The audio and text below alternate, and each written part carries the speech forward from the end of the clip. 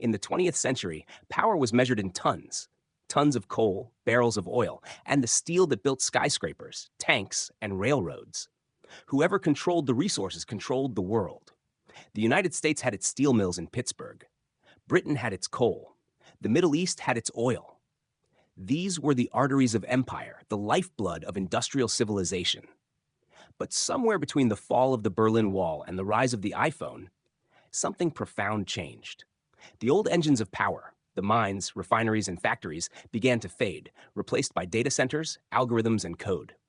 Nations that once built their strength on raw materials started competing for something far more elusive: information. Today, the new currency of power is not steel, but silicon. Not oil, but data. Not territory, but technology. In just one generation, the world shifted from resource wealth to digital wealth. The map of power was redrawn, not around pipelines and ports, but around semiconductor plants, fiber optic cables, and cloud servers. The nations and corporations that mastered these became the new empires.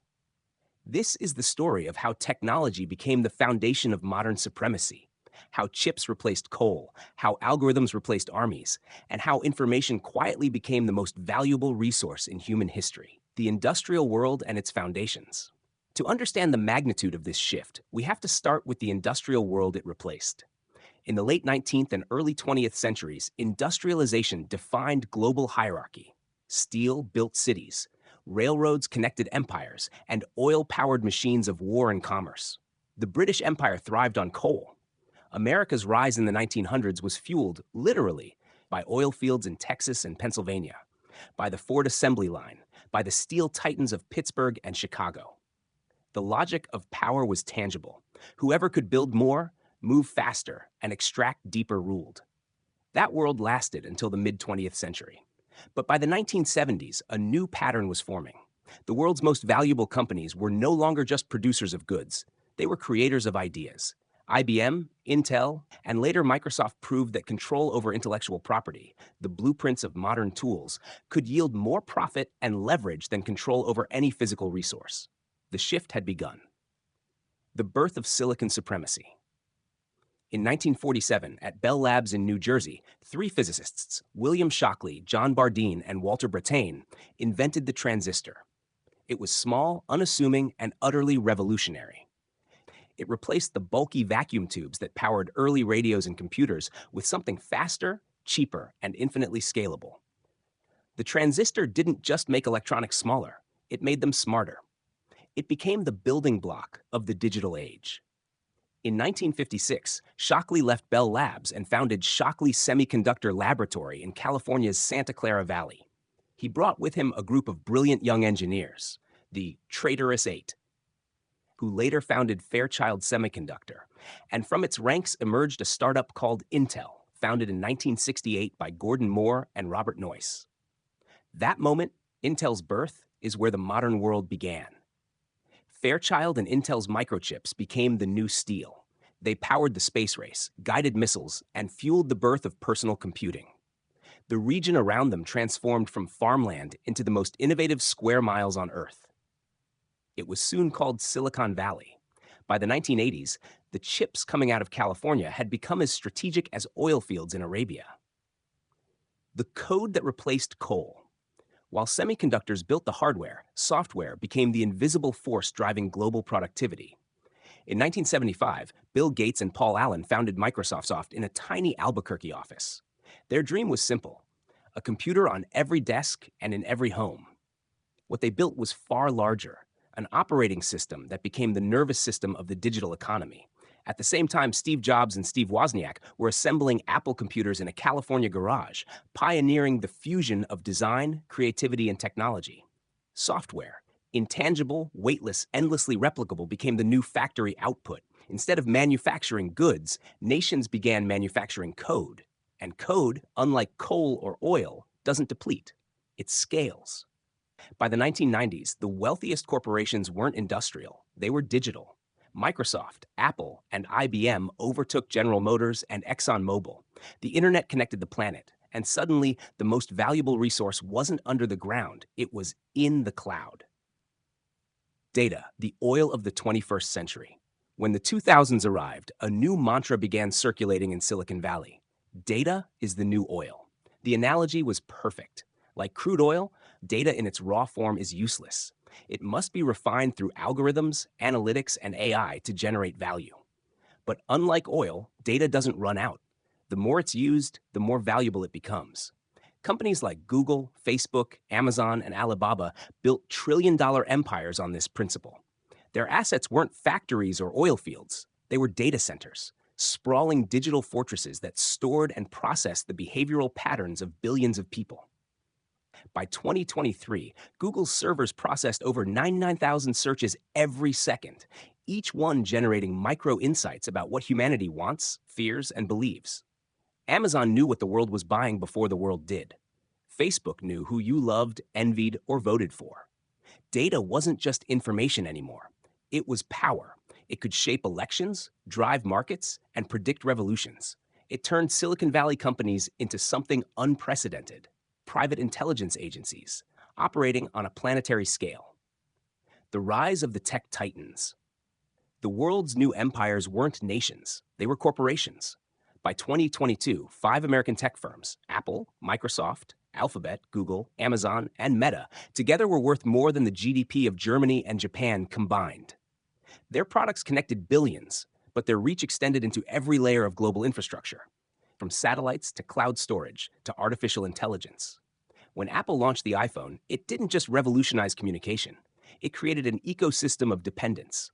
Every device became a sensor, every user a data point. Amazon didn't just sell products, it built the digital logistics backbone of the world. Its AWS, Amazon Web Services division, became the invisible engine behind Netflix, NASA, and even parts of the US government. Google went beyond search. It became the world's memory. Its algorithms determine what billions of people see, learn, and believe each day. And yet, all of it runs on the same invisible foundation: silicon. The chip wars. If data is the new oil, then semiconductors are the refineries. Every modern technology, from smartphones to fighter jets to AI supercomputers, depends on chips. And those chips come from a handful of companies, clustered in a few places. The most advanced among them is TSMC, Taiwan Semiconductor Manufacturing Company, founded in 1987 by Morris Chang. Today, TSMC manufactures over 90% of the world's most advanced chips, the brains behind iPhones, Teslas, and ChatGPT. That makes tiny Taiwan, an island of 23 million people, one of the most strategically important places on Earth. It's no coincidence that the US-China rivalry increasingly revolves around semiconductors. Washington has restricted exports of cutting-edge chips to Beijing, fearing they'll be used for military AI. In response, China has poured over $150 billion into developing its own chip industry. This is not a trade dispute, it's a technology Cold War. The weapons are not missiles, but microchips. The battlefields are not oceans, but supply chains. Whoever controls the production of chips controls the pace of global innovation, and, by extension, the future. The power of intellectual property. During the industrial age, power came from factories and materials. Today, it comes from patents, algorithms, and copyrights. Intellectual property has become the new treasure chest. In 2021, the United States earned over $118 billion from intellectual property exports, more than it did from aircraft or agriculture. The world's most valuable companies are not measured in physical assets, but in the intangible value of their ideas.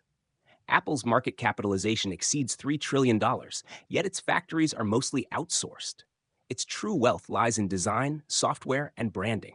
Intellectual property made material. China, recognizing this shift, spent the past 2 decades filing millions of patents and nurturing domestic giants like Huawei, Tencent, and Alibaba. In 2019, China surpassed the US in total patent filings. It no longer wants to assemble the world's technology. It wants to invent it.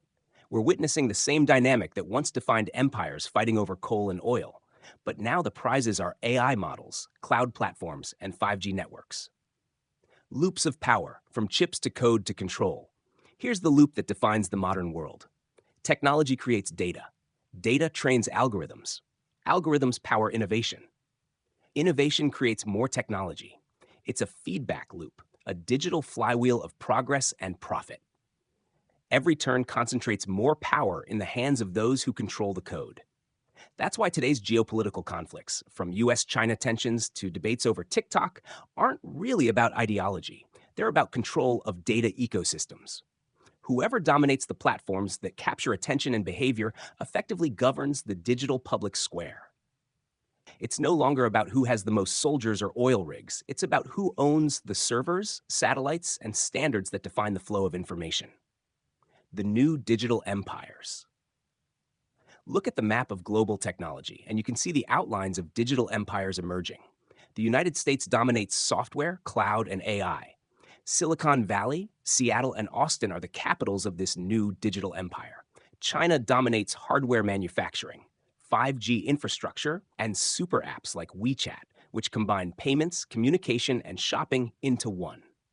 Europe, once an industrial powerhouse, now finds itself caught between these two poles, dependent on American platforms and Chinese hardware. The EU's push for digital sovereignty through laws like GDPR and the Digital Markets Act is an attempt to reclaim some control over its data destiny. Even smaller nations are learning that technological leverage can translate into geopolitical clout. Israel dominates cybersecurity and defense tech. South Korea leads in displays and memory chips. Singapore runs on smart governance and high-tech infrastructure. The new great game isn't fought with armies, it's fought with algorithms. The hidden cost of the digital age. But progress always comes with a price. As nations and corporations chase digital supremacy, inequalities are widening. The world's top 5 tech firms employ only a few million people, yet they command trillions in market value. The wealth they generate concentrates in the hands of coders, investors, and data owners, leaving traditional workers behind. The same tools that empower also surveil. Every convenience, every tap, click, and search produces a trail of data that fuels the machine. Privacy, once a right, has become a product. And the race for AI dominance threatens to turn innovation into an arms race, one that could reshape labor, warfare, and even human identity. The new economy promises freedom but often delivers dependency. Dependency on code you can't see, on chips you can't build, and on platforms you can't leave. The echo of history. In a way, history is repeating itself. The Industrial Revolution was powered by steam and steel. The digital revolution is powered by silicon and software. Both transformed the structure of society. Both concentrated power in the hands of those who controlled the tools of production. But this time, the factory isn't physical. It's virtual. The smokestacks have been replaced by server farms. The assembly line is now a line of code. And yet, the logic remains the same. Control the infrastructure, and you control the age. That's why nations are now pouring billions into semiconductor fabs, AI research, and quantum computing. It's not just about innovation, it's about sovereignty. The U.S. CHIPS Act of 2022, for instance, allocates $52 billion to boost domestic chip production. The EU followed with its own plan. China calls its version Made in China 2025. The race is on. Not for land or oil, but for processing power and proprietary code. The future. Code as currency. The next frontier of this transformation is already visible. Artificial intelligence, blockchain, quantum computing, these are the new resources nations are fighting over. AI models like ChatGPT, DeepMind's AlphaFold, and Google Gemini are becoming intellectual assets with the economic weight of oil companies.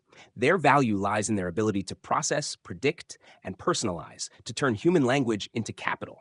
In this world, code is currency. Intellectual property is territory. Algorithms are law. The next superpowers won't be the ones with the most weapons or even the most wealth, but those with the most computational power, the ability to analyze, simulate, and decide faster than anyone else. The nation-state is slowly merging with the corporation, and the economy is becoming the battlefield of the 21st century. Shashton, the final reflection. A century ago, steel and oil built empires. Today, silicon and data do. But the story is the same. Power always follows infrastructure. The nations that mastered steam ruled the 19th century. Those that mastered industry ruled the 20th. Those that master technology will rule the 21st. From the foundries of Pittsburgh to the labs of Palo Alto, from the oil fields of Arabia to the chip fabs of Taiwan, humanity's great race has always been the same: to turn knowledge into power and power into permanence. We stand now in a new industrial revolution, invisible, instantaneous, and global. The furnaces burn not coal, but electricity. The workers are algorithms. The output isn't steel girders, but code that shapes how the world thinks. And the question that remains, the loop that keeps turning, is simple yet eternal. Who will own the next revolution? Because in a world where technology is the new currency of power, the empire that controls the code doesn't just rule the market, it rules the mind. If this opened your eyes to the hidden architecture of our digital age, subscribe. Because the next century won't be written in treaties or trade deals. It'll be written in lines of code, on chips of silicon, by those who understand that in this era, data is destiny.